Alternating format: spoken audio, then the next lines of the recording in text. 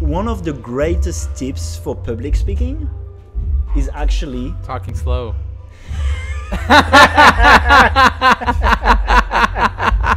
Tiya, are you gonna come on? Yeah, come here, over Tiya. on this side. We have a mic for you. Tiya, tea. Why I love tea. Yeah. I guess I love tea culture. I love everything the tea brings together with it. All right, bro cuddle. Big bro cuddle. That's how we do it. Yeah, I love it. Yeah, looking good, bro. That's like All of this is coming from spending so much time with your brother LJ.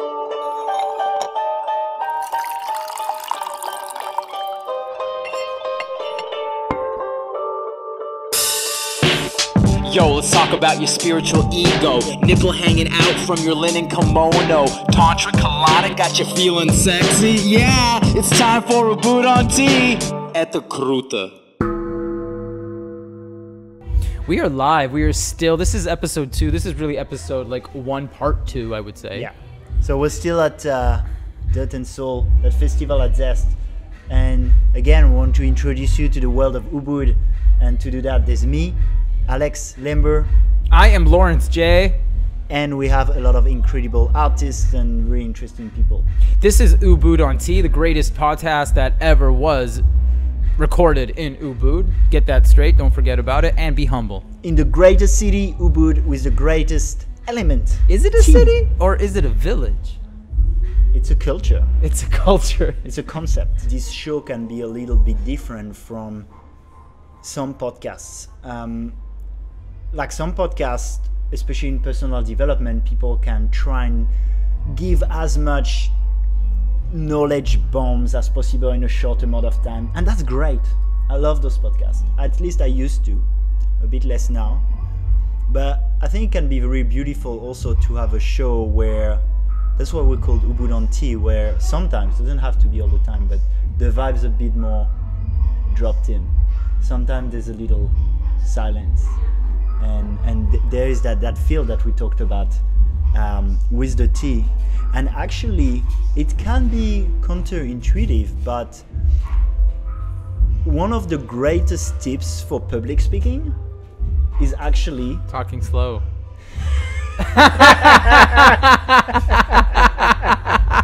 Tiya, are you gonna come on? Yeah, come here, over Tiya. on this side. We have a mic for you. Tiya, tea. Ladies and Oh, So wow. actually, You guys are Tiya. so professional. Tiya is one of the Yo. person also that initiated me to tea. So we talked about Daniel, we talked about that tea house, and having Tiya in my life really helped me I love. get into tea. You're the one that motivated me to take the tea school with Barry also. So super excited that you're here on Ubud on tea. So happy to be here. Tiya, I'd love to know what brought you to Ubud, and then in addition to that, what are some of the favorite things or the favorite thing about Ubud for you? Out of tea? No, your favorite thing about Ubud. Mm. Just Ubud, just the village that we all love. So, I always knew I would come here. And it's been many years before I came because I knew I wouldn't want to leave. And actually the thing that motivated me to come was a raw chef training at Seeds of Life with Ben, who is also very much into tea. So it's almost like tea brought me here through raw food. I have a question for you as I try to find the mic under Alex's arm. And that is, we got Palo Santo here too. This is so exciting. We have Jasmine here. This is like all stars. happening. All stars came. We got Faiz, might even talk about cryptos Hey today. brother, wow, we got a nice list of people. But what I want to know is, how did you know about Ubud? Like you said that you always dreamed about coming here. How did you know about it in the first place? Ever since I moved abroad from my hometown, so many of my friends were going to Bali and just staying here for a couple of months at a time. And I guess it was already in my frequency. And what's my favorite thing about Ubud? Yeah. The community. I have another question for you. And that question is, what is one thing or many things that you never did until you came to Ubud?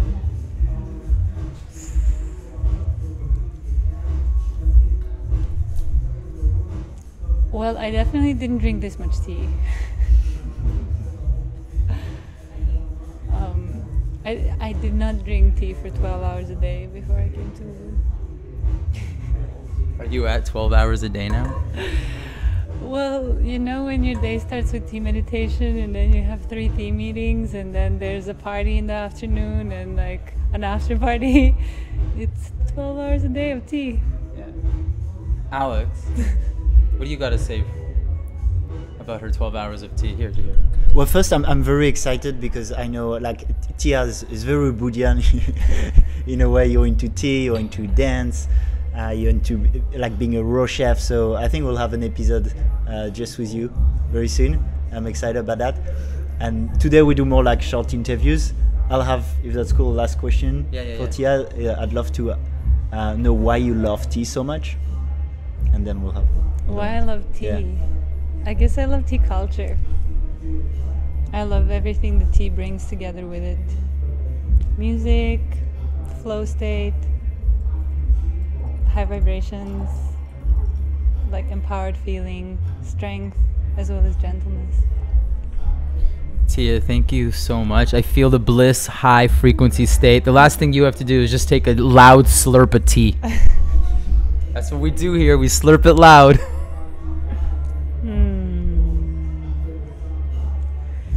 Yeah. Tasty. Awesome. Thank you. Thank you.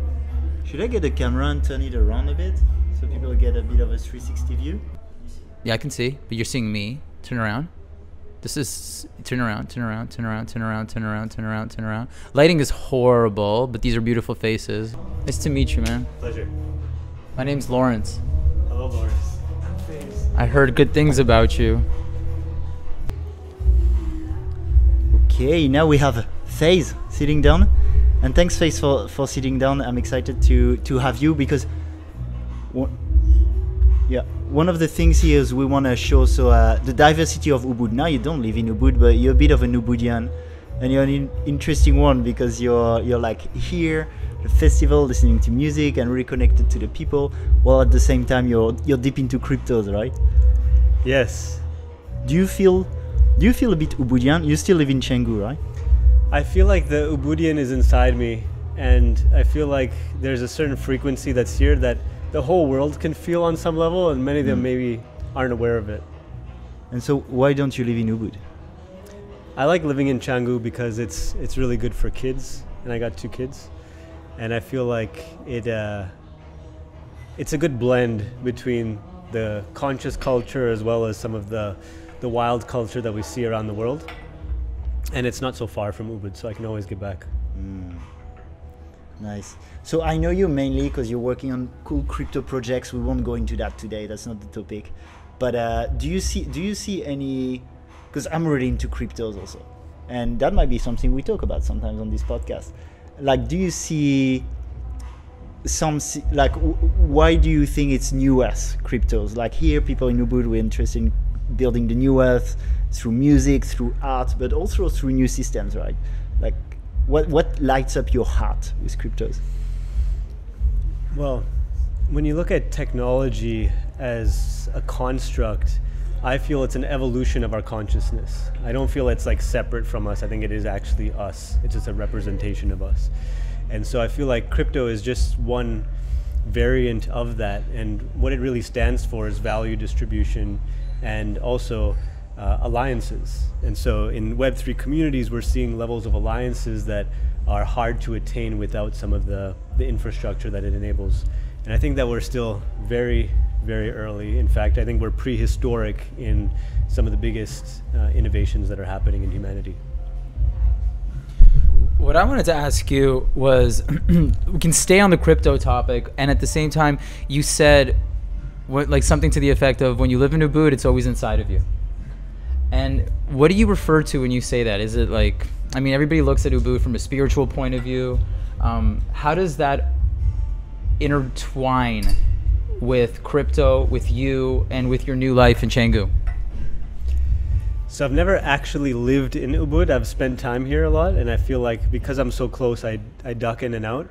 the Ubudian is always inside me because I feel like there's a level of conscious connection and a level of love for friends that I have that feel like family. It's beyond blood. Some of them are here right in front of me. And I feel like that is something that a lot of the world probably really craves. I can't speak for everyone, but I can definitely assume that a lot of people crave connection and crave a level of love and feeling between people. And I feel like Ubud's an amazing melting pot of people from different cultures, from all different parts of the world, like, you know, French and different birthplaces, but they come together and they feel like they all belong. They feel like they're all family. And I feel like if we can recreate that in Web3, we've done good. I like that. I really like that. I want to ask you a quick question, and I would love to have you on a show where you're like the one and only guest. That's really like, we're bringing all these quality people here because the festival is allowing for that all in one spot. That's our episode 2, but like we shot it at the same time as episode 1. It's kind of an intro to Ubud. This is episode 1. I'm happy to contribute. Yeah, but here's my question for you, because you've spent enough time in Ubud. Name something that you've only done in Ubud.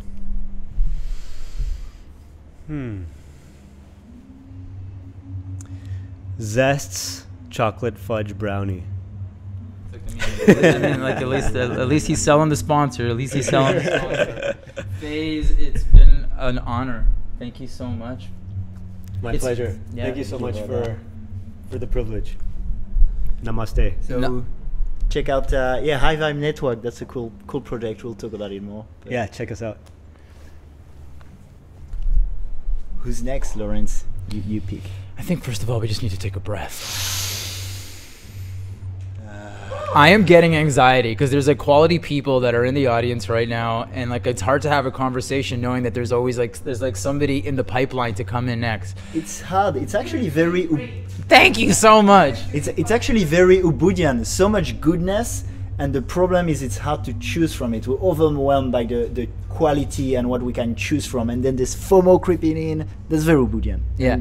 There's another reason why I have anxiety, because the last time we had a tarot card reader on our show, we didn't publish the episode. So like the next, Polina, will you come up? Polina is actually, this is something that we haven't spoken about, is Polina and I have a connection, and that connection is that мы можем говорить на русском языке вместе. Я не говорю по-русски. Ah, you do it pretty good actually. Polina, sit right beside me here. This is going to be your mic. We're budget right now. We only have 2 mics. Oh, wait, you're sitting on the wire. Okay. That's what happens with tarot readers. I mean, depends which ones. Yeah, I like you're sitting on the wire. Here. And if you Here. want to hear your voice. Yes, please. I don't want to. I prefer. Oh, sorry. Okay. There you go. If this episode goes really well, that's why if you love the episode, share. You listen, you take a screenshot and you share on your Instagram story. You tag @Ubud and then we grow, and then we can buy new equipment, and so we can go to next level of professionalism. Like and subscribe and press the notification key. You want to know everything about it. I just want to say that Faiz, who was just on our show, was the first guest ever not to drink tea with us. Yeah, that's because we're still waiting on the hot water. Okay. Let me check it for it again. You I'll check let it. you start the I'm going to interview. hang out with Polina. We speak the same language. This is going to be the Russian edition. Polina, pierwszy raz. Okay, fine. We'll speak in English. Yeah, I The get it. first time I ever laid eyes on you was at this place called Sayuri's. I don't know if we're allowed to say that Of course, word. this is so Ubudian. Yeah, The I first saw- time you lay eyes on someone is Sayuri. You were at Sayuri's. There was an open mic. You came in with your drum. You were doing the drum thing, and I was like, "Who is the tallest girl?" You're probably the tallest girl Yeah, in Ubud. probably. No, not really, but one of them. One for of sure. them. And you were hitting the drums. You were singing. It was gorgeous. It was beautiful. I just wanted to freestyle because I like to do that every now and then. But I didn't have the kind of confidence that you did. What's your favorite thing about Ubud and this lifestyle here? Well, oh my gosh. There are so much things that I love about Ubud. But my favorite thing, what is my favorite? Actually, this is the community. I was just thinking today how absolutely amazingly exclusively lucky I am to have this community, that we're doing these festivals where I literally speak the same language. When I just came to Ubud, Russian. Yeah, no. Ubudian. We speak Ubudian. When I first came here, I was sitting in Sayuri, with my laptop, giving a consultation on astrology reading. And I realized that on the right table, there is a person giving a coaching. On the left table, there is a person giving like food coaching. And there is another person doing tarot reading. And it's like these people are just like me. I'm not a weirdie here. I'm just absolutely normal. That's what I love here, yeah. That's awesome. It can almost be sometimes a little bit overwhelming for some people, the amount of personal development there is around, right?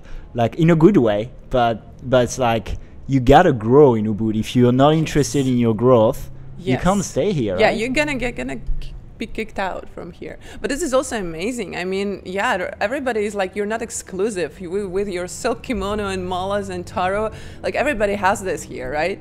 And you have to do something. You have to show up for bigger thing. Like you guys, you're doing podcasts now. You're not just these guys that I see then and there on ecstatic dance, you know, but you're like doing something. That's great.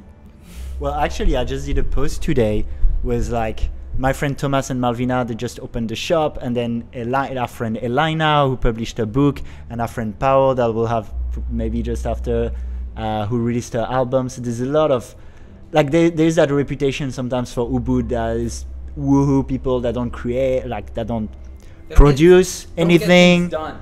Yeah, and actually we get shit done. Yeah, no, we can't see that. Now we have to do something. Also, like after Bali opened, everybody was like, we're basically like a theater that was rehearsing here for 2 years, and now we're like presenting the Ubud and the Bali to people who are coming, like these wild people. Yeah, I called sometimes those 2 years like an incubator that the universe created for us to build a new Earth. That's how I felt those 2 years were. Yeah, yeah. Yeah, I actually want to speak about those 2 years, and I want to like take that into the conversation that we had with the two guests. Hopefully Jasmine might come on too. Josh is like ready to go. He's licking his chops like always.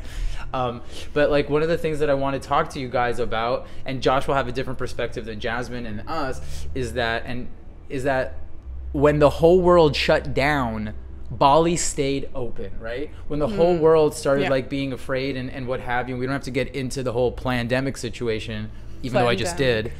Like Bali was celebrating itself. There was a sense of freedom here, even and like a Bali that's never been a Bali before, right? Yeah, I remember this moment. Like little streets were shut down. There was some warning from Banjar that anyone who goes to buy durian today like will be like, I don't know, deported or something. And I remember there was a bunch of people, Ubudian people. Some of them are still here. At that moment, like they literally went out. They took pictures with a durian. Like on a river somewhere, like guys, there's still freedom. There's still freedom. We can, like, we're basically very, very lucky, and this is a big responsibility. But I think we're not going there right now. Yeah. Were these people Russian?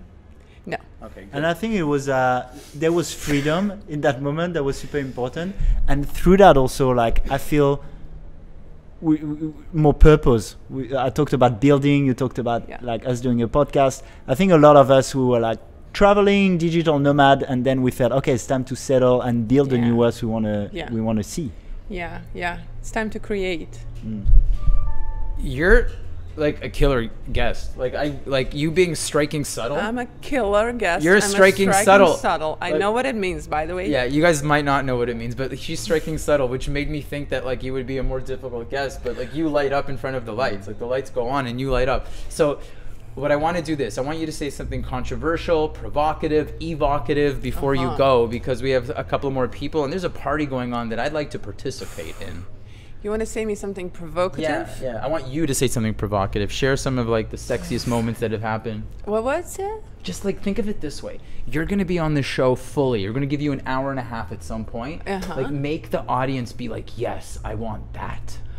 Oh, well, okay. Let me just tune in. So the person who defined me as striking subtle was before that was thinking I was subtle striking. Just okay, sorry. Well, even that's even crazier that you're actually lively behind the camera. Yeah. Or in front of the camera. So okay, the fiery thing. I have a text that's called Ubudian dating vocabulary. You can check it on my Facebook. People who read it loved it, but not a lot of people read it because Facebook is literally hiding it from people because there are words like erotic or something.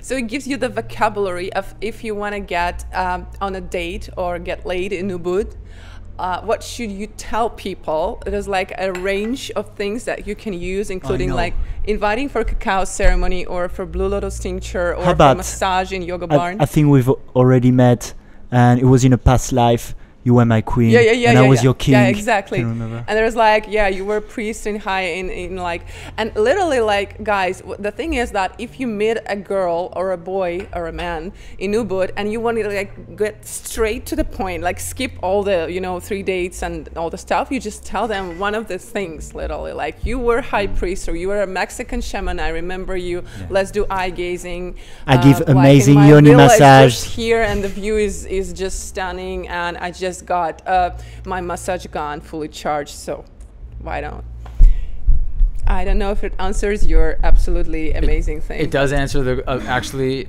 it perfectly answers. And the next time you come on the show, and I won't forget this, I'm gonna ask how it worked on you and some of the stories that trail behind that. And then you'll have to invite much more people to the podcast after this one. You realize this? You mean the people like Ubudian people? Yeah, men. I understand. Yeah, I understand. I invite you to take a slurp.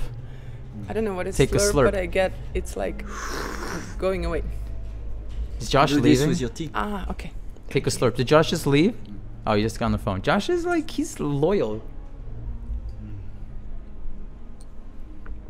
Yeah, I just served this one for 5 hours today for the festival, which was amazing. What is it? You want me to define this one? Yeah. This is dahun pao, right?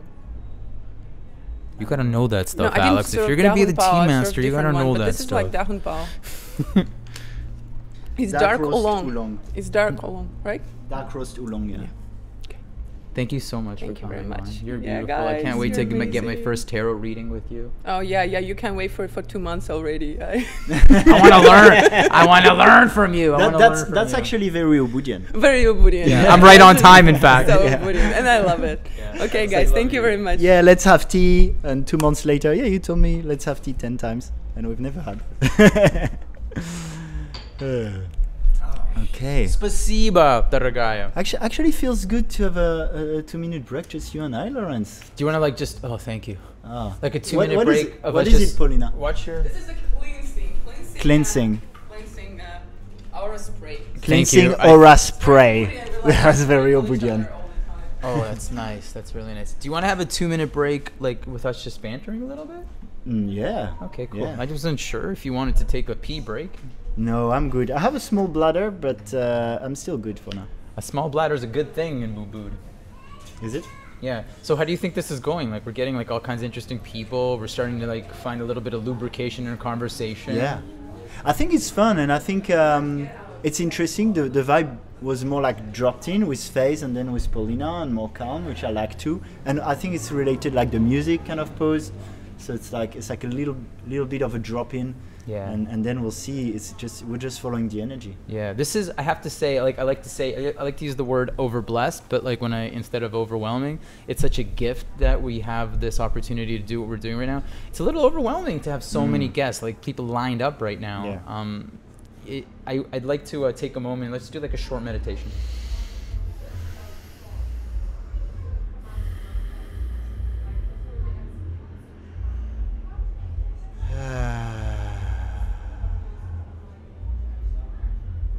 And so, actually, that's something I really appreciate, that you ask to take a breath sometimes. And that's something I think is beautiful in conversations in general, whether it's with a friend, during your podcast, with your partner. It's just to pause and relax the nervous system. That's actually, Lawrence, before you interrupt me. I wasn't going to. I was just breathing. Before you interrupt me. A very beautiful Ubudian thing too, that you wouldn't hear about so much in a usual conversation around a dinner table in New York City, LA, or Paris. Is what?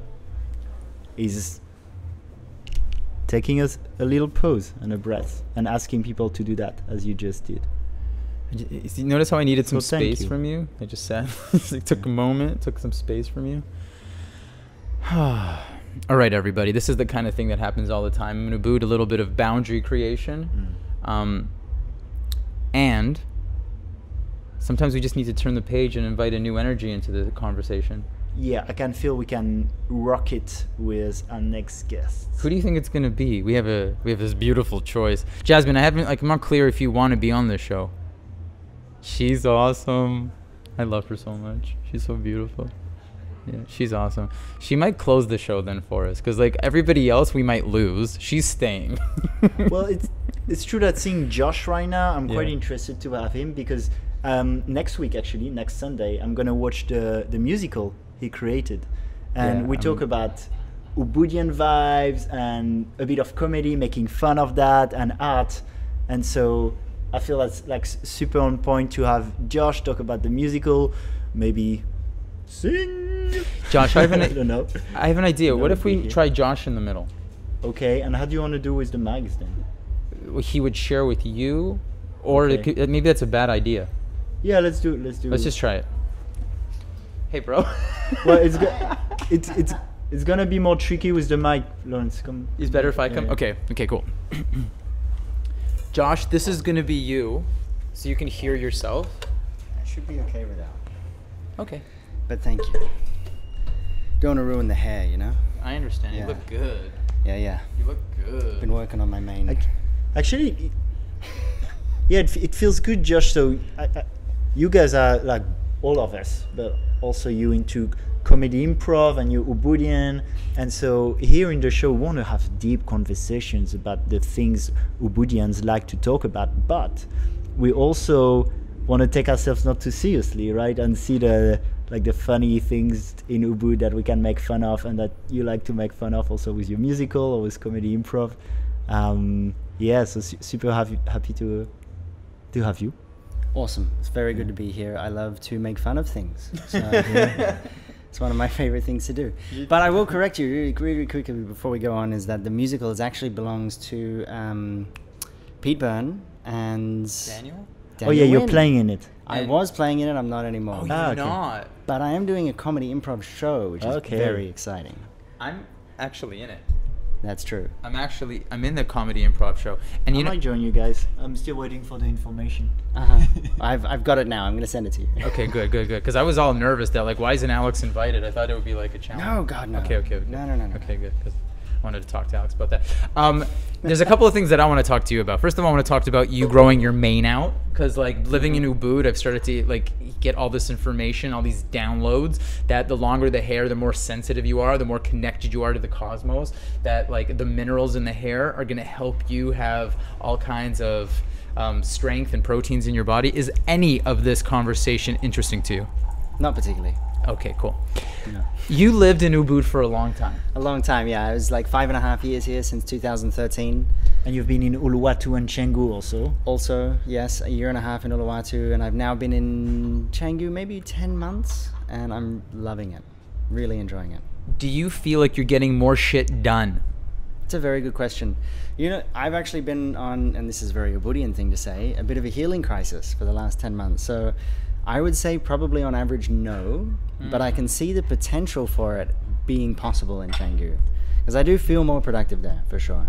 One of the things that I noticed about myself when I lived in Canggu, I would be in Ubud maybe once a week, in Uluwatu once a week. But now that I live in Ubud, I don't leave Ubud. It's very challenging for me to leave. I see you in Ubud as often as I see anybody else, yet you live in Canggu. That's right. I strategically chose a place to live that's only about 25 minutes drive. It's like right halfway between. No, not, well, I probably shouldn't say this on air because I'll get in trouble, but I drive very fast. I think that there are other things you can say that'll get you in trouble. That's not one of them. That is true. That is true. It's won't actually get one of the things I love. A ticket, like, that's not There's how no it works tickets. here. Did you know? Here's a fun fact about Bali. Wait a second. New line. Maybe when we talk about temple nights, but for that, Temple I think what? we're fine. So here's a fun fact about Bali. Did you know that the national speed limit is 80 kilometers an hour? In Bali or Indonesia? National, you said. I mean, it could be Indonesia. I just mean Bali. Okay, so the 80K, yeah, because we don't actually have like a speed limit. No, you don't see speed signs. There's no speed guns. I love it. Anyway, I drive very fast. I live in Canggu. What I love about Canggu is like the beach, being close to the beach, being on an island and having to drive so far to the beach is a bit of a drag after so many years. But I'm really glad I spent the time that I spent in Ubud, and it's why I'm up here all the time, is because I love the community up here. That's I what absolutely everyone love it. says. Like, we've had so many people sitting here already in that episode 1 and 2, and everyone's about the community. That I think that's so special here in Ubud. It is. It's the people, for sure. There's a particular way of looking at life that Ubudians tend to adopt over time that lends itself to connection, and everybody loves connection. Well, not everybody, but all the ones I like. Yes, and sometimes it's like, I mean, there's a certain environment. Like personally, sometimes I don't feel like connecting, but then I come in a very heart-centered space, and then I change. I wanna connect. Mm-hmm. So I'm going to give some context to the listeners at home and everybody's watching on YouTube. I met you when I randomly started going to comedy improv over a year ago.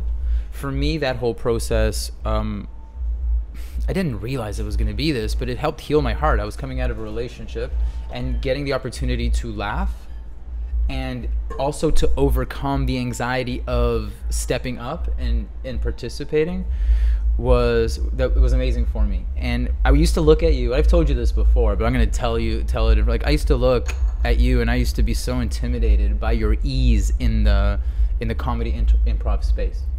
And first of all, I just want everybody to know that you're like a comedy improv guy. You do shows and stuff like that, but also you've become a brother. You really have. It's like, and it's amazing for me how like these challenging relationships. And I remember the moment where things shifted. I don't know if you do, but I do. You were drunk. I probably won't then. Tell me. You were drunk. We were in Uluwatu. It was the first time that you were hosting comedy improv on your own. Mm-hmm. You were going through a tough time. Yep. And comedy improv didn't end up happening. I drove from Ubud to Uluwatu to do comedy improv, which is like for people who don't know, that's like an hour plus at the time. Today it would be a 2-hour drive. It's a commitment. It's a yeah. commitment. And you were like, no, I can't do it. Let's go get drunk. And we went to the restaurant. We went to the restaurant hours. And it was the first time that I saw like a softness in you because you were like in pain. Uh-huh. And I just like took a breath, stepped up to you, and I was like, can I give you a hug? And you said yes. Of course. Yeah. And that was like, whoa. And that's the kind of thing that happens in Ubud. That was an Ubudian moment that happened in Uluwatu. And you said yes, and we hugged, and there was an ease. And then you ended up being in the men's group, and I ended up having like lots of like good conversations with you leading up to like what's going on now. So I just wanted to acknowledge us and you, because that's special. Yeah, and Thank you, first of all. I just want to say thank you and acknowledge your perfect recollection of all of that. Thank you, bro. Yeah, no problem. Yeah, and I really appreciated your presence in that moment. It was, the last year has been strong medicine, as they say in Ubud. I've also, I feel there's something special in Ubud about men and how we bond also. So for example, thank you, Lawrence, for sharing that beautiful story. And we also did a retreat together, Josh, and I remember you holding me, and the way men relate here, sometimes holding each other and like saying loving things to each other, is something that in the what we call the matrix sometimes, or the let's say, usual Western world, can be seen as weird, right? And so I think one thing about Ubud is that I like is that I can feel I can share love with my brothers, express love with my brothers, and sometimes also through like a nice hug, a nice touch, without it being weird. How do you feel about it? Because with you, Josh, especially, I felt, I could be really comfortable sharing those deep, vulnerable moments between brothers and between men, and that's something I love about here and that community. Mm-hmm.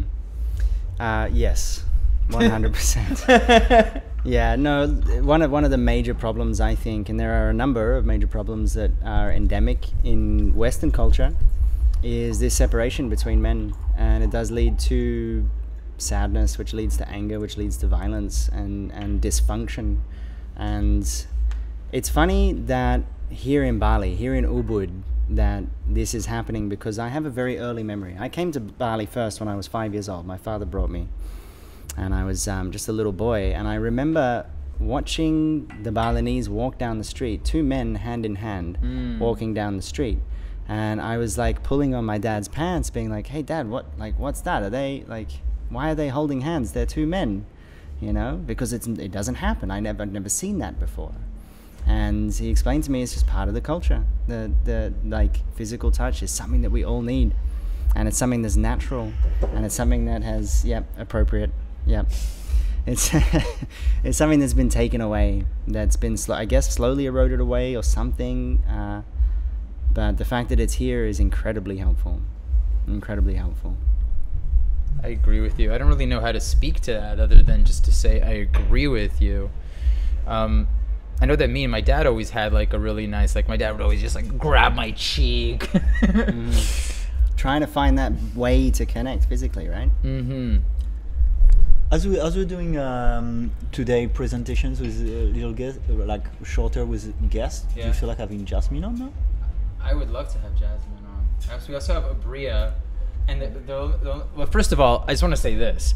Like, I want to say, but I want to say this. First, should I just leave now? No, you shouldn't just leave. I want to point something out. This is really important. Okay. First of all, Alex is amazing at like holding structure, and like his mind works like that, and I really appreciate that. We could speak for, and we will have you as a solo guest. You know, we can go deep into it, but it's just something we discussed before, and it's like interesting Ubudian thing. We want to be in flow, but sometimes also have like an intention that we follow. Sounds good. Listen, when you have me next, if you're still on a budget, I have a mic I can bring. Really? Then we can be fully equipped. Maybe you just bring the mic, and then you can maybe just invest in the show. But what I wanted to, we'll talk about that after. What I did want to say is the fact that Alex started looking at another guest was because this conversation was so fluid, because this conversation was so interesting, and he started feeling that like we're losing control. This conversation has a spirit of its own, and it needs its own episode. Exactly. I was like, of course, you guys are getting deep. I was looking at my watch, my imaginary watch, being like, are these guys gonna wrap it up or? Yeah, we're wrapping it up right now. Can you please slurp that? It looks like you had. Can I slurp it audibly? Yeah, that's the whole point. Yeah. We're talking at the same time now. We're merging. That was tasty. Thanks, guys. Thank you. This is awesome. Yeah. Big bro hug. Come on. All right, bro cuddle. Big bro cuddle. That's how we do it. Yeah. I love it. See you guys. Whoa. Yeah. You're still on air. Don't worry. Yeah. I'm just gonna take a slurp as you leave. Thank you, Josh. You're the best. Okay, so right now we're at the 43-minute mark on this episode. I'm getting high on tea, bro. Yes, you are. What I'm thinking is I'm just, like, Jasmine's gonna get her own episode at some point, and I'd love to have her on to close this episode. But I like Abria's here. You know, do you want to come on? Yeah, I think that Abria would be perfect because Abria might be called to stage at any moment, where Jasmine's like here just supporting like the best boyfriend on the planet.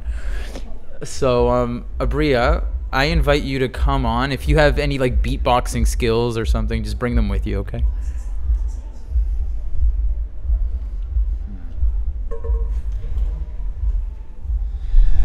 It's getting nighttime, so we're at this festival and yeah, it's getting dark, changing but the the lighting vibe is a still bit. good. I know, it's getting sexy outside. From the light yoga to more the sexy ecstatic dance vibe. The first time I met this guy, he was substituting a Bikram yoga class, one of my favorite experiences on the planet. He came in and he did it in this like smooth, sexy, subtle voice, and it was it was so good. And right away, like the things that came up in that class, Abria, he's more than just a Bikram yoga teacher, PS, but the things that came up in that class ended up starting to reverberate throughout my life. So I just want to introduce you. This is my boy Abria.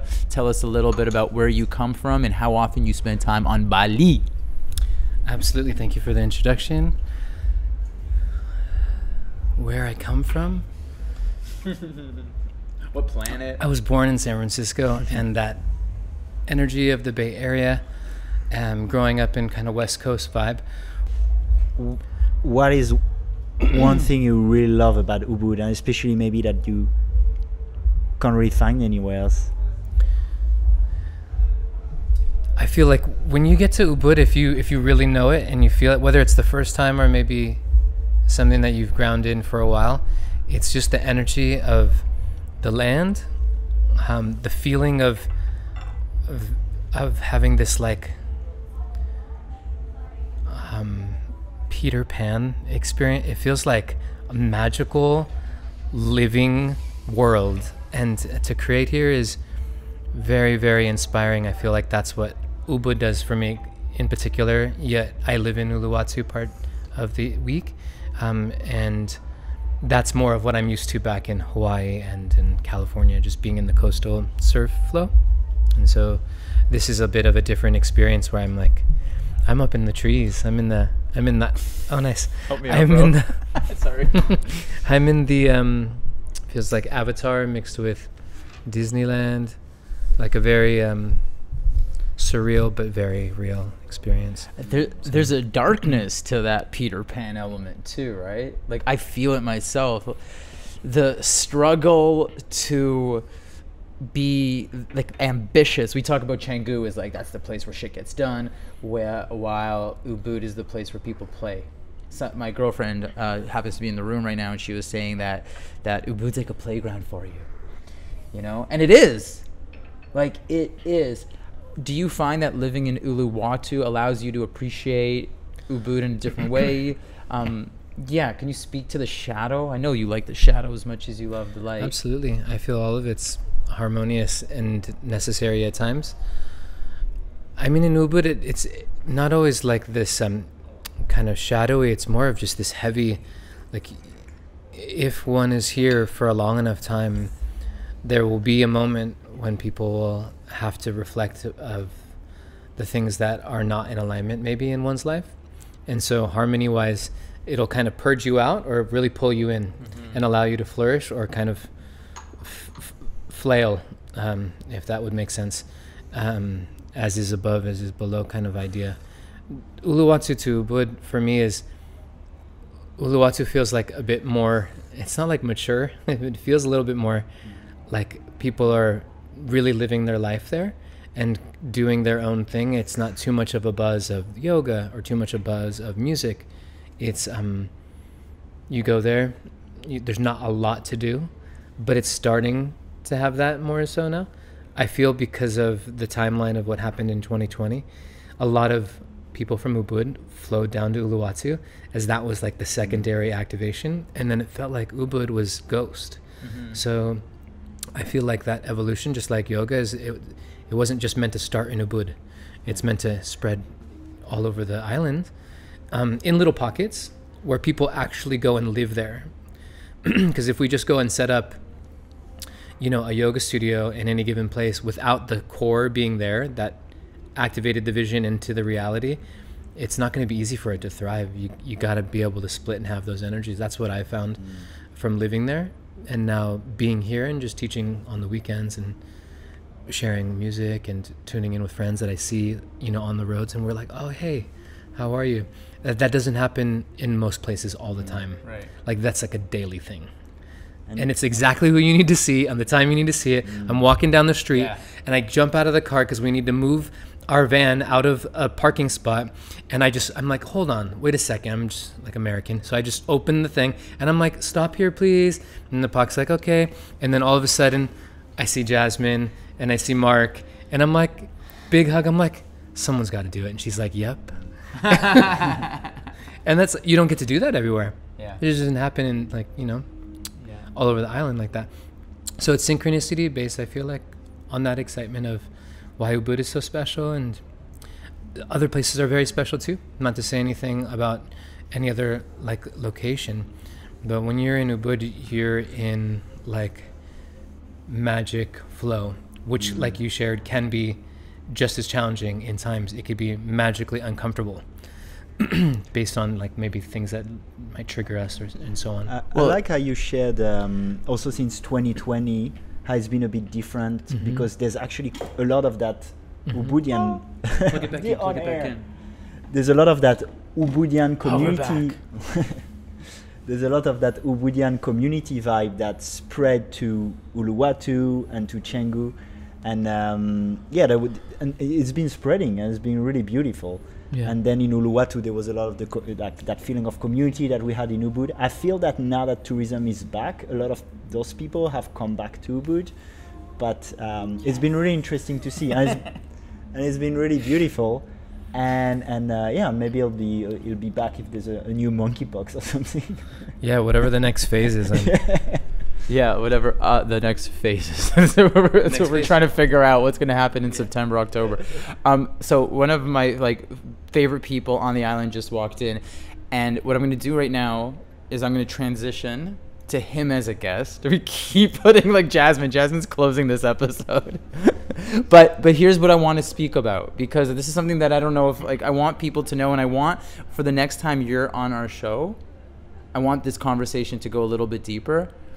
But there is a moment in time where you were on stage as a musician and where you were performing with Steven Tyler. On the next episode. Yeah. Thank you so much. Thank you so much. Yeah. Before you go, I'd love you to slurp the tea right in the mic. Slurpage? Yeah, slurpage. That's what we do here. Awesome. See, the signature things just happen on their own. Thank you so much. Thank you, Abria. Yeah. That's awesome. I wanted to share this. If there's any interest, we're having the last Dream It Real here at Dragon Tea, and then we're going to be activating a little rap flow for that. Oh, really? So that's on the 14th. 12th. That's on the 12th. Tuesday, just a couple days away.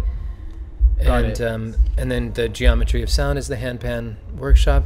We bring all the handpans and just share with people the geometry that we can create. And that's the sound waves and composition we create. Awesome. So yeah. Thank you for sharing that. And you guys can check out all events that go on at the Dragon Temple Tea House on their Facebook page and on their Instagram page. Yep. Yeah. Absolutely. Thank you so much. Thank you. Actually, before you go, just share your Instagram with everybody. Instagram is Prana Force Yoga Bria. So Prana Force Yoga, and then ABRIA. Yep. Cool. Thank you so much. Thank you. And as we'll transition, if you're listening to this and enjoying, do not hesitate to screenshot the podcast and share on your Instagram. You can tag us at Ubud on Tea. And as you said, Lawrence, we're here at the Dragon Tea Temple from Zest, and they do beautiful events all the time. So that's one of them, and also grateful to be here and supported by them too. So definitely check that out. Yeah. It's so cool to be right on the mic and wear the headphones, crisp, clear sound. This is a funny episode, and the reason it's a funny episode is because we have the festival going on right now, and because we have the festival going on, we have a guy who understands tea as well as anybody. Yeah. He was the noise in the background for the first part of our episode, DJing up a storm, and when we did take a break, everybody was dancing. It was beautiful. Narayan, come and take over this seat, and I'll give you the headphones too, because I know you like it. Welcome. I like it. Cool. This is a nice I like your style. You have a pretty Ubudian style too. Very Ubudian right now. That's one thing also about Ubud is people dress weirdly, but it's cool, and people can express themselves in many ways, and clothing is one. Gotta pour him a new cup. Yes. Yeah, I'm actually doing an Ubudian thing. I'm making my own clothing right now. Coming soon, the Culture Collection.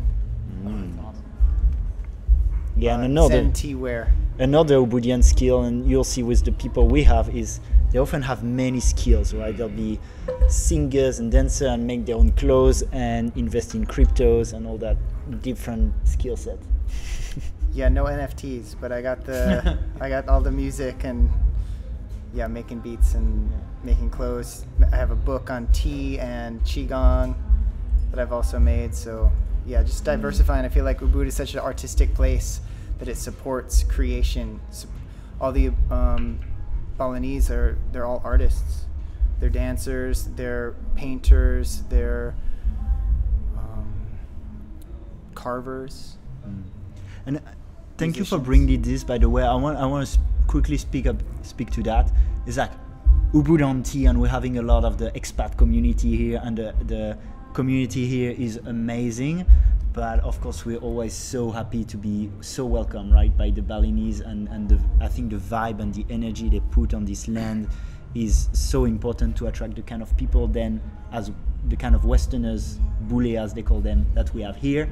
And we know that on the show, based on the nature of the show, we'll have a lot of people from the Bule Western community, but at the same time we'll definitely have some super interesting Balinese people also on this show, and just wanting to send a little acknowledgement that Ubud is not just a bunch of white guys, but is primarily it's Balinese with a really beautiful heart and beautiful energy that welcome us here. Yeah, we're learning from them. They're the ones who are teaching us about spirituality and teaching us about art, whether it's directly or indirectly. That's why we're drawn here, is the culture that they have, and how safe it is, and how welcoming it is, and how adaptive it is, and how spiritual it is. It's the old school vibe.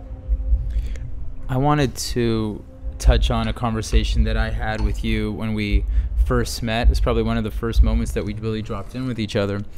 And you were sharing about your music and sharing about the various directions that you could go and wanted to go. And one of the things I said to you, I was like, you got to get out of Ubud. You got to go and go to Canggu. You got to hit this different vibe. And you were like, no chance. It wasn't even, there was no chance. And you are so diverse. The music that you play is not only spiritually driven, although it's definitely spiritual. But I just felt like if you went into a different market that was a little bit more outward facing, that you would do well. And you were like, no, that's not even close to what I want to do. And it really shows your connection and your love for Ubud, and I thought maybe you can speak to that. Well, I mean, we're hippies. We're kirtan bhakti yogis. I got a kirtan band, the Hanuman Project. I have a tea grew the Culture Collective. We do hip-hop tea ceremonies and also really medicine ceremonies. And so, yeah, everything I do is based and rooted in that, except my DJ sets. I play a lot of different styles of powerful dance music, like African, Latin, and everything, and it's not necessarily spiritual music, but it is strong music. So yeah, this is my home for a reason. This is where I can work. This is where I can perform, and what's really supporting me is this community here. So this is where I'm thriving. This is my home. But yeah, I do want us to expand out, but this is what's allowed us to grow. Being in this community and being surrounded by people who are resonating with the same style of things that we're doing, and they don't think it's too woo-woo or too hippie or too nonsense, And when we get strong here, then we can take that to other places. Yeah. Actually, that's also what we're doing here with that podcast, right? A part of our excitement with Lawrence and I is we just want to connect deeper with the community. I just enjoy having that chat with you around some tea at a beautiful festival. And that's the basis of it. It's that fun and excitement and connection. But beyond that, we definitely also have the intention there and ambition that people beyond our Ubudian community will listen to this and get inspired, and so that we can have that the creativity here can be appreciated here, but also radiate through the whole world. And I see a lot of people here who do that, with people who publish their book, their albums, and that's part of what this podcast is for too. Mm-hmm. Go ahead. Well, I just wanted to add to what Alex was saying.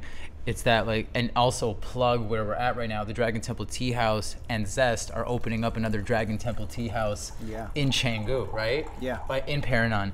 And for those of you who are listening, that is one of the busiest, most tourist-heavy places. It's a completely different energy than Ubud. But what it's going to do is it's going to give all of us, whether it's the podcast, whether it's your music, whether it's your Culture Collective, hip-hop nights, it's going to give us all a chance to take this vibe and bring it to, for lack of a better term, the masses. The unenlightened people of Canggu.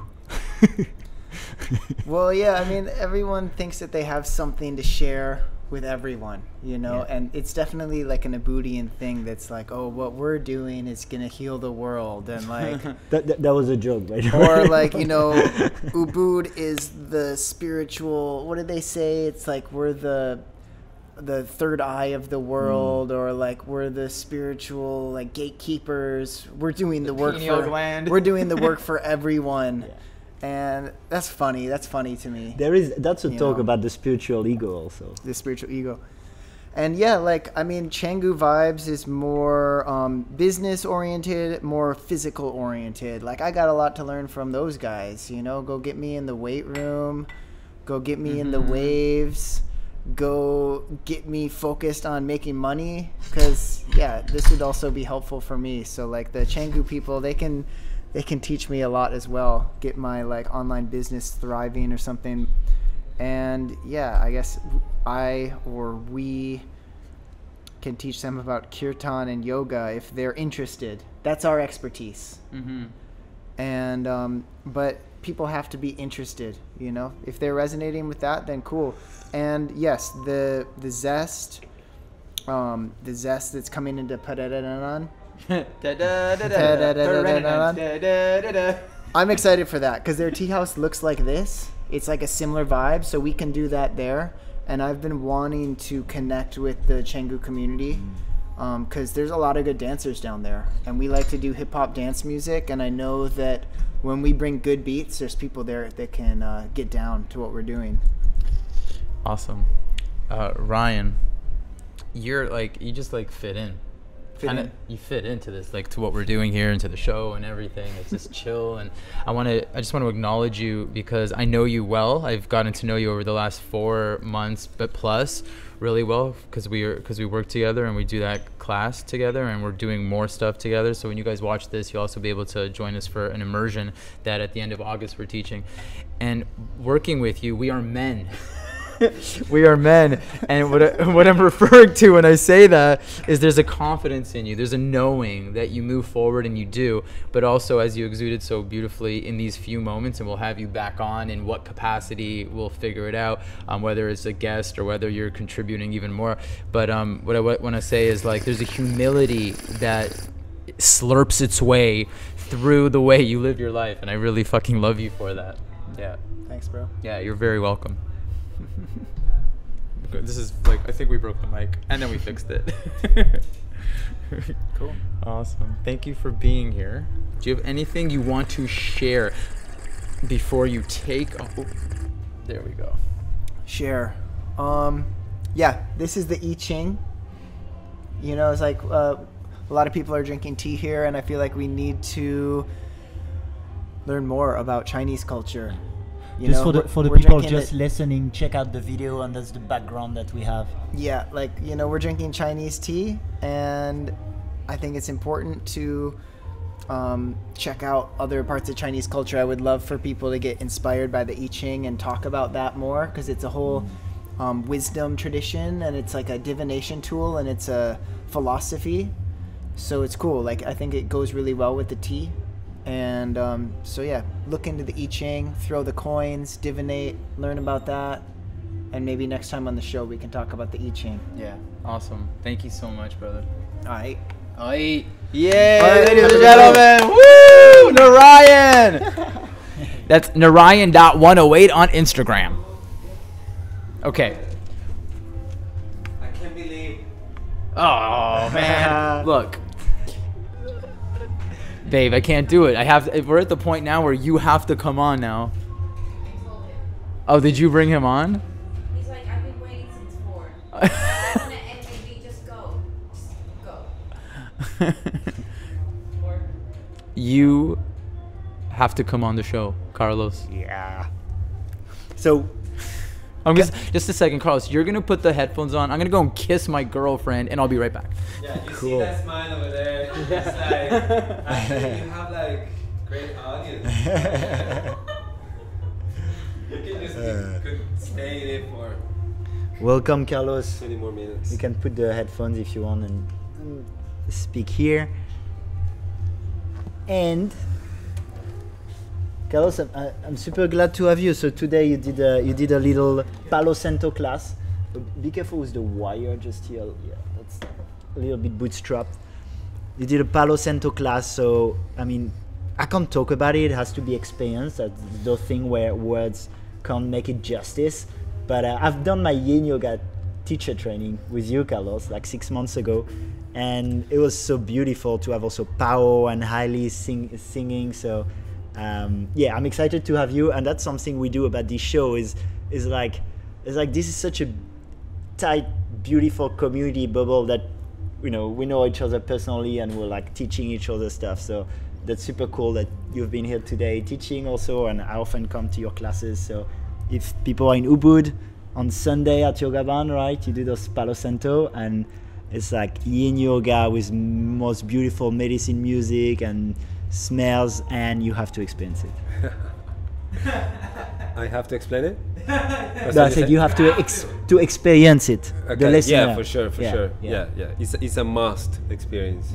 Yeah. Even for me, I always get so excited to actually come and be in it, because every time it's so different. Yeah, and actually, if you live in Ubud, go to Yoga Barn on Sunday. I think you have another date sometimes. Sundays at 4:30. Yeah. But also I was thinking sometimes I'm practicing at home because it's not Sunday, or for the people who don't have the luck to live in Ubud. Like, do you have something online? Because I was thinking that would be super nice to have the music and yeah. I do actually, yeah. Well, I have a couple of 50-hour programs that are all in relation to the holistic approach to Yin, and that involves Yin yoga, in connecting to somatics and speaking about fascia and going into these deep practices as well. And one of the highlights on that is that as we done some of these trainings, Yin trainings, we also has been recording many of these sessions, sessions with my voice guiding the practice, and also just sessions in which it's just the music itself, and it comes into play in the journey, so you get a little piece of Bali home. Yeah, it's such amazing music all the time. Thank you, Lorenz, who's fixing the mic as I'm pouring tea. We're multitasking here, and I'm curious, Carlos. So for the people who have experienced it, the Palo Santo classes, the beautiful Yin Yoga recipe, it's like how did it get created? Like the short story, because I'm sure it's like could be a long one, but how did you create that experience of all the senses? I feel that mostly has been a journey that naturally has been just coming forth. I feel that for me integration is very important. I feel that all of these different practices that I've done in many years, they all naturally, it's like a calling. They all wants to come and be presented together as a way to bring more of this holistic experience. So we started many years ago just with my dear friend Cello Mano. He's an incredible cello player, and also from Venezuela. And then we start doing just these classes of Yin and sound journeys just with cello, and that went into then cello and singing bowls, and then it just continued expanding.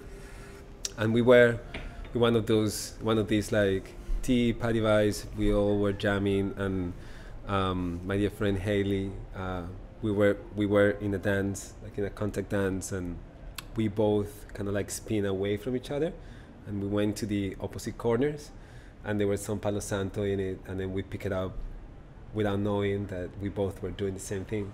And then we spin back again, and we look into each other, and then we both were holding the Palo Santo stick, and then we said Palo Santo, and then we went jamming. And I feel like since then this Palo Santo thing just stay, and then it became like a thing to actually get into these spaces in which free movement and somatic experiences connected to yoga and frequencies coming together were part of like this Palo Santo energy that was coming from that moment. So yes, it sounds like a kind of divine synchronicity and flow that created something rather than having a plan, which is very Ubudian. yeah, very Ubudian.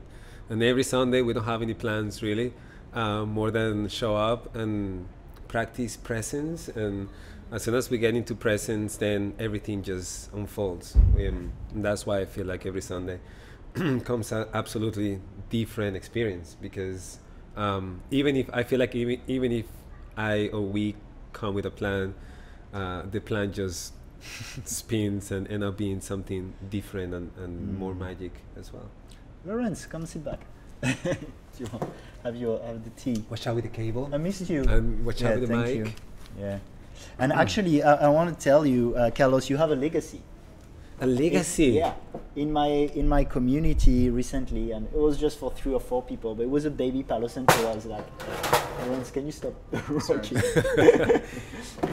We had. Let's take a deep breath. Oh yeah. He came from a little Smooching, Shakti yeah, activation. You're still A different kind Yeah, of slurping session. I can feel it, bro. I need to your like. Kundalini is still I need vibrating. to hold bro. myself to here. Let me just pull that energy Yeah, out. yeah. Don't go back because you have a whole Yeah. infrared zone. Shushumna activated. Well, tell me. Let's go back to what you were saying. Yeah, for the community I live in, the past few weeks, I was like, hey guys, I invite you to a yin yoga with a bit of sound journey. And last time I picked my guitar and sang a few medicine songs while the people were stretching. And a friend joined me on the harmonium and started singing. So it was, yeah, you have a legacy now. I feel like these are amazing and very original kinds of classes. And that's something as I've been your student, I'm super excited to share. Amazing. Thank you so much. Keep the legacy. Yes. Wow. Such an honor. I just want to say that it's really cool. Like, Alex is a good friend of mine, and it's really cool because we've known each other for a long time, and we know each other as colleagues, I would say, right? Like, we were both teaching like a decade ago, and you're still looking good, bro. Like, you are looking like 10 years ago, you know, look good. But actually, you know why I took the yin yoga teacher training? I was like, I want to look like him, you know? Like, I want to be like flexible, like looking good, bro. That's like all of this is coming from spending so much time with your brother LJ. Bro, and what I wanted to say is it's really touching for me to be good friends with Alex, because you've got the guru energy with so many people, you know? And I know he was like, okay, what's up? It's Carlos, you know? And like getting to experience people who would look at you and they're like, yes, man, this guy is wise and this guy knows what he's talking about, and this guy, and in one way it's a mirror for myself to be like, okay, but also just to like, I really appreciate it. And I want to say I appreciate it on such a deep level also because every time we run into each other, every time I see you, there's so much love, there's so much respect, and at the same time it's light and it's fun. I appreciate that. Thank you so much. Yeah, man. Friend. Yeah, man. Appreciate it. Oh. Take a slurp. Take a slurp of tea. So nice. Actually, you need some tea. So nice. I actually been waiting to sit here with both of you, two of my top favorite people on this gathering today since like 4 p.m. Yeah. We've also been waiting for you. And I've been coming and it's like, okay, not yet. And so it's meant to be. It's great just to be right here, right now. Yeah. I want to be here for like an hour more. Okay. We'll have you as a guest. Like today we're doing like short little introduction interviews as an opening. I knew he was joking. But Alex is here to he's here to set the structure. Maybe you can pour him some tea and he can do a slurp, and then finally my relationship is depending on this. We're gonna have jazz. Yeah. I'm gonna check it. Sorry, Okay. You. Here we go, Carlos. It's a slurp moment. This is our signature. Before you leave, you do a slurp of tea. Which is? Yeah, and just like, yeah, that's Like this. a slurp. That's the proper way to drink tea. Everybody shh. Okay, everybody quiet.